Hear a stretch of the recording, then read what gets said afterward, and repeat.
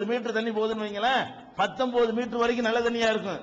அந்த கடைசி 1 மீட்டர் என்ன செய்யும்னு கேட்டா, அது மட்டும் அங்கிருந்து 1 மீட்டர் தண்ணியோட சேர்ந்து ரெண்டு மிக்ஸ் ஆகி அதுலயும் சேராது இதுலயும் சேராது.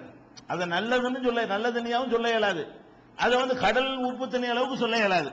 அப்ப இதுல என்ன ஏற்படுதுன்னு கேட்டா, இது ரெண்டும் சேர முடியாம அல்லாஹ் ஏற்படுத்தின மறைமுக தடையோட சேர்த்து தெரிகிற ஒரு தடையும் இருக்குது. இது ரெண்டும் சேர்ந்து நடுவுல ஒரு தண்ணி உட்கார்ந்துக்கிட்டு இது தடுக்குது, அதை இதை கலக்க முடியாம. அப்ப நல்ல தண்ணீரும் கடல் தண்ணீரும் கலக்கிற இடத்துல பாத்தீங்கன்னு சொன்னா, கண்ணுக்கு தெரியாத திரை இருப்பதோட உன் கண்ணுக்கு தெரிகிற ஒரு திரையும் இருக்கும். கண்ணுக்கு தெரியாத திரை எது? இப்ப நம்ம மற்ற கடல்களுக்கு மத்தியில் உள்ள மாதிரியான திரை. கண்ணுக்கு தெரிகிற திரை என்ன? இந்த ரெண்டு தண்ணியும் கலந்து ஒரு தண்ணி உண்டா இருக்குது, அதாங்க செவர். இந்த தண்ணி அந்த தண்ணி கலந்து கொஞ்சோன்னு கலந்து ரெண்டும் ஒரு நடுவுல உட்கார்ந்து இருக்கு பாத்தீங்களா, அதை நம்ம கண்ணால பார்க்கலாம், டெஸ்ட் பண்ணலாம். அல்லாஹ் சொல்றான் பாருங்க, நல்ல தண்ணீரோட கலக்கும் போது ரெண்டு தடைன்னு அல்லாஹ் சொல்றான். இவங்க சொல்ற மாதிரி இந்த விஞ்ஞானிகள் என்ன சொல்றானோ அதையவே அல்லாஹ் சொல்றான். எப்படி சொல்றான்? ஓஹுவல்லதி மரஜல் பஹரைனி, அவன் தான் இரண்டு கடல்கள், இந்த ஆரையும் கடல்னு சொல்லுவாங்க. பெரிய அளவுக்கு போனுச்சுன்னு சொன்னா அதையும் கடல்னு சொல்லுவாங்க. இரண்டு கடல்கள் ஒன்று சேர வைக்கிறான். ஹாதா அதுபுன் ஃபுராத், இது குடிக்க ரொம்ப மதுரமான அடர்த்தி குறைந்த சுவையான தண்ணீராக இருக்கிறது. ஹாதா மில்ஹுன் உஜாஜ், இது பயங்கரமான உப்பு, கடுமையான உப்புத்தன்மை கொண்டதாக இருக்கிறது. இந்த ரெண்டுக்கு மத்தியில் என்ன ஏற்படுதுன்னு கேட்டா, ஜஅல பைனஹுமா பர்ஸகன் வ ஹிஜ்ரன் மஹ்ஜூரா, இந்த ரெண்டுக்கு மத்தியில் அல்லாஹ் என்ன ஏற்படுத்துறான்னு கேட்டா, கண்ணுக்கு தெரியாத ஒரு திரையையும் இன்னொரு திரையையும். பாருங்க எவ்வளவு அழகா. அங்க வெறும் பர்ஸகங்கிறான், கண்ணுக்கு தெரியாது மட்டும்தான் கடலுக்கு மத்தியில் இருக்கும். கடலும் கடல் தண்ணீரோட மத்த தண்ணீர் சேர்மையானால் அங்க என்ன ஏற்படுதுங்கிற அல்லாஹ் பர்ஸகன் மட்டும் சொல்லல. அங்க எல்லாம் பர்ஸகன் தான் இல்ல, நல்ல தண்ணீரோடு கடல் சேர்வதை பற்றி பேசும்பொழுது எப்படி சொல்றான்னு கேட்டா, ஜஅல பைனஹுமா பர்ஸகன், ரெண்டுக்கு மத்தியில பர்ஸகையும் ஏற்படுத்தி இருக்கிறான். பர்ஸகுக்கு அர்த்தம் எந்த புலனுக்கும் தெரியாத ஒரு தடை, ஒரு சுவர். ஹிஜ்ரன் மஹ்ஜூரா, இன்னும் வலுவான ஒரு தடையும் ஏற்படுத்தி இருக்கிறேன், பர்ஸகையும் ஏற்படுத்தி இருக்கிறேன், இன்னொரு தடையும் அது தெரியும் அர்த்தம். இது தெரியாதுங்கிறதுக்கு பர்ஸக போட்டுவிட்டா தெரியுங்கிற ஒரு தடை அங்க இருக்கும்னு சொல்லி ரெண்டு தடை அங்க இருக்குதுங்கிற ஒரு வாசகத்தை 25வது சூறாவுல 53வது வசனத்தில் அல்லாஹ் சொல்லி காட்டுறான். இதுல நமக்கு என்ன விளங்குது? 14 நூற்றாண்டுக்கு முன்னாடி கடலும் கடலும் சேர்ந்தா என்ன ஏற்படும், கடல்ல நல்ல தண்ணி சேர்ந்தா என்ன ஏற்படும், அது எப்படி சேராம இருக்கிறதுக்குரிய காரணம் என்ன, இது ரெண்டும் சேராம இருப்பதற்கு எந்த மாதிரியான அங்க செயல்கள் நடக்கிறது, இதையெல்லாம் யாருக்கு சொல்ல முடியுது? இதே வேலையாக இருந்து ஆய்வு செய்து பலவிதமான சோதனைகளுக்கு உட்படுத்தி பெரிய பெரிய கருவிகளை எல்லாம் விட்டு அதை ஆராய்ச்சி பண்ணி ரசாயனங்களை எல்லாம் கலந்து சோதனை கூடத்தில் வச்சு பார்த்துவிட்டு இப்படி எல்லாம் இருக்குன்னு சொன்ன இந்த உண்மையை ஒரு பைனாகுலர் கூட இல்லாத ஒரு காலத்துல ஒரு சாதாரண ஒரு போற போக்கில் சொல்ற மாதிரி ஒருத்தர் சொல்லிட்டு போறாருன்னா இப்படி அவர் சொல்லியிருப்பாரு. இது எப்படி அவர் சொல்லியிருக்க முடியும்? அப்ப இந்த வசனத்தை படிக்கும் பொழுது நம்ம என்ன செய்யறோம்? இது கண்டிப்பா இது மனித வார்த்தை கிடையாது, இது கடவுளுடைய இறைவனுடைய வார்த்தை தான். அப்படி அங்கங்க அல்லாஹ் இதெல்லாம் சயின்ஸுக்காக அல்ல, இதெல்லாம் சொல்ல மாட்டான். அதை விளங்கிருன்னு விஞ்ஞானத்தை சொல்வதற்காக சொல்ல மாட்டான். அப்படிப்பட்ட இறைவனையா மறுக்கிறீர்கள்? அப்படி அல்லாஹ் அதை எதுக்கு சொல்லுவான்? நான் இருக்கிறேன் என்பதை காட்டுவதற்கும் பயமுறுத்துவதற்கும் தான் அதை சொல்வானே தவிர சயின்ஸை சொல்வதற்காக சொல்வதில்லை. போதனை தான். அந்த போதனையில சொல்லும் பொழுதே என்ன செய்வான்? அவனுடைய ஆற்றலை சொல்லுமா, நான் எப்படிப்பட்டவன் தெரியுமா, நான் தான் இந்த வேலையை செஞ்சு வச்சிருக்கிறேன் அப்படிங்கிற அவனை பெருமைப்படுத்துவதற்கு ஏற்றவாறு அதை சொல்லிட்டு போயிடுறானே தவிர மற்றபடி இந்த கடல்ல உள்ள அறிவியல் உண்மையை சொல்வதற்குன்ற தோரணையில் இருக்காது. அப்ப இந்த 55, 19, 20 வசனம், 27, 61 வசனம், 25, 53 வசனம், இந்த 3 வசனங்களையும் ஆய்வு செய்யக்கூடிய நேரத்தில் இது அல்லாஹ்வுடைய வார்த்தை தான் என்பது நமக்கு சந்தேகத்துக்கு இடமில்லாம தெரிகிறது. இதை முகமது சொல்லியிருக்க இயலாது. ஏன்? அவருக்கு இந்த ஞானம் இருக்க முடியாது. 1400 வருஷத்துக்கு முந்தி இருந்த எந்த ஒரு மனிதனுக்கும் இந்த ஞானம் இருக்காது. 1000 வருஷத்துக்கு முந்தி இருந்தவனுக்கு கூட இந்த ஞானம் கிடையாது. 500 வருஷத்துக்கு முந்தி வாழ்ந்த மனிதனுக்கு கூட, விஞ்ஞானிகளுக்கு கூட இந்த ஞானம் கிடையாது. 200 வருஷத்துக்கு முந்தி வாழ்ந்தவனுக்கு கூட இந்த ஞானம் கிடையாது. 100 வருஷத்துக்கு முந்தி வாழ்ந்தவன் தான் இதனுடைய ஞானத்தில் ஒரு சின்ன அளவை அடைந்தான். இப்ப அதை முழுமை பெற்றிருக்கிறான். இந்த 14ஆம் நூற்றாண்டுல உள்ள ஒருத்தர் சொன்ன மாதிரி இது இருக்குதா, அல்லது 14 நூற்றாண்டுக்கு முந்தி வாழ்ந்த அறியாமை கால மக்கள் சொன்ன மாதிரி இருக்குதா? தனக்கு தானே இப்படி நிரூபிக்கிற அதிசயத்தை திருக்குறான்ல பார்க்கிறோம்.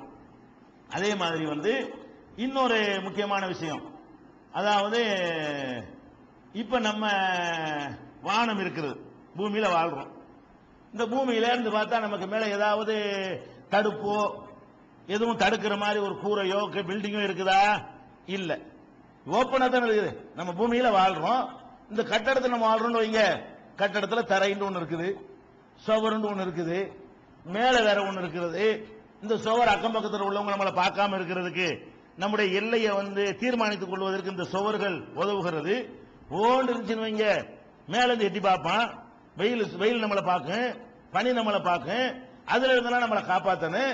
அதுக்காக வேண்டி என்ன இருக்குது, இப்படி ஒண்ணு முகடு, இதெல்லாம் இருந்தா தானே அத முகடு கூரை கட்டிடம்னு சொல்லுவோம். ஆனால் இந்த நம்ம வாழ்ற இந்த பூமியில நமக்கு தெரிஞ்சு ஓண்டு சூரியனை பார்க்கிற மாதிரி திறந்து கிடக்குது. இங்க இருந்து எதை பார்க்கலாம்? சூரியனை பார்க்கலாம், சந்திரனை பார்க்கலாம், எந்த கோள்கள் உங்களுக்கு தெரிகிறது அதெல்லாம் பார்க்கலாம், அதுல இருந்துட்டு உங்களை பார்க்கலாம். இங்க இருந்து இப்படி நேரம் ஒரு கல்ல விட்டு எரிஞ்சுக்கலாம், அது பாட்டு எதுவும் தடுக்காம சர்றண்டு போய்கிட்டே இருக்கும். ராக்கெட்டை விடுறோம், அது மாதிரி கிழிச்சிட்டு மேல போயிட்டே இருக்கிறது. இப்படி நம்ம பார்த்தோம்னு சொன்னா மேல என்னமாவது இருக்கிற மாதிரி உங்களுக்கு தெரியுதா? மேல ஒரு தடையோ உங்களுக்கு ஒரு வீடு அமைப்புல நம்மளை பாதுகாக்கக்கூடிய அம்சமோ ஏதாவது இருக்கிற மாதிரி உங்களுக்கு தெரியுதா? ஒண்ணுமே தெரியல. ஆனால் உண்மையில நீங்க பாத்தீங்கன்னு சொன்னா இதுல இருக்குது. இது ஒரு பில்டிங் தான் நீங்க இருக்கிறது. நம்ம வாழ்வது என்ன, நீங்க நினைச்சுக்கிட்டு இருக்கிறீங்க திறந்த வழியில் வாழ்வதாக. திறந்த வழியில் நீங்கள் இல்லை. சூரியனில் இருந்து பூமிக்கு இடையில எடுத்துக்கொண்டீர்களே, ஆனால் உங்களுக்கு மேல ஒரு கட்டடம் கட்டப்பட்டிருக்கிறது. இதுக்கு மேல நம்ம கட்டிடத்துக்கு உள்ளதான் உட்கார்ந்து இருக்கிறோம். கட்டிடத்துக்கு மேல நமக்கு மேல என்ன இருக்குது, ஒரு கட்டிடம் கட்டப்பட்டிருக்கிறதுங்கிறது விஞ்ஞானிகள் சொல்றான். அப்புறம் புராணம் படிச்சா நம்ம ஆச்சரியம், இதெல்லாம் கடல்லாம் ஒண்ணுமில்லாம போயிருது. அவ்வளவு பெரிய பேருண்மையை அல்லாஹ் சொல்ற காட்சியை பார்க்கிறோம்.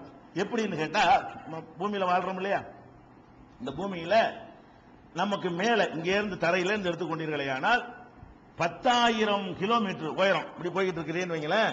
இப்படி மேல 10,000 கிலோமீட்டர், மேல 10,000 கிலோமீட்டர் உயரத்திற்கு காத்து இருக்கிறது. எவ்வளவு தூரத்துக்கு காத்து இருக்கிறது? இங்க இருந்து போனீங்கன்னு சொன்னா 10,000 கிலோமீட்டர். இந்த காத்து சுவாசிக்கிறீங்கல்ல, இந்த காத்து எவ்வளவு தூரத்துக்கு இருக்கிறது? 10,000 கிலோமீட்டர் வரைக்கும் காத்து இருக்கிறது. 10,000 கிலோமீட்டருக்கு மேல ஒண்ணுமே கிடையாது, காத்துலாம் கிடையாது.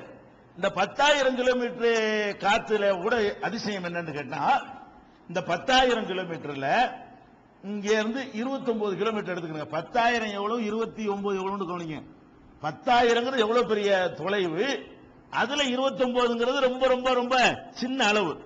இங்க இருந்து ஒரு 29 கிலோமீட்டருக்கு பாருங்க, அதுலதான் 97% காத்திருக்குது. இந்த 29க்கு மேல உள்ள 9,970 கிலோமீட்டர் இருக்குது, அதுலயும் காத்திருக்கிறது 3%. அதான் இங்க 29 30 கிலோமீட்டர் வச்சுக்கிறங்க. இங்க தரையில இருந்து 30 கிலோமீட்டர் உயரம் வரைக்கும் காத்திருக்கல. இந்த காத்து அடர்த்தி கூடுனது. இதுல மொத்த காத்துல, இந்த 10,000 மீட்டர்ல உள்ள மொத்த காத்துல 97% எங்க இருக்குது? இங்கதான் இருக்குது. இந்த 30 கிலோமீட்டருக்குள்ள இருக்குது.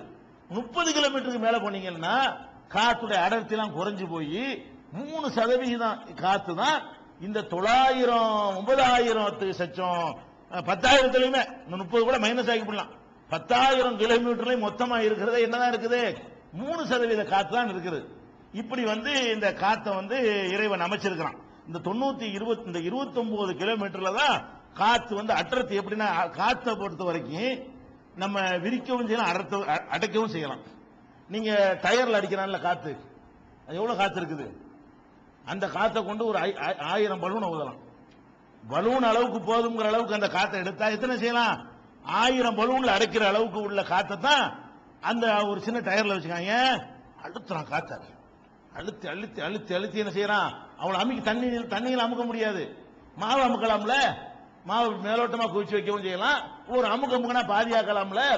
காத்த அப்படி ஆக்க தேவையில்லை, அவ 1% அளவுக்கு அமுக்கலாம். நல்ல அடர்த்தியான கடினமான ஒரு பொருளுக்குள்ள காத்தை ஏத்துனீங்கன்னு சொன்னா அது இந்த பில்டிங்ல உள்ள மொத்த காத்தையும் ஒரு சின்ன ஒரு இதுல அடைச்சிடலாம். காத்துக்கு அழுத்தம்ங்கிறது கொடுத்துறதுனால அந்த பஸ்ஸையே தாங்குது. இந்த டயர்ல உள்ள காத்து, அந்த காத்து பஸ்ஸை தாங்கிட்டு போதா இல்லையா?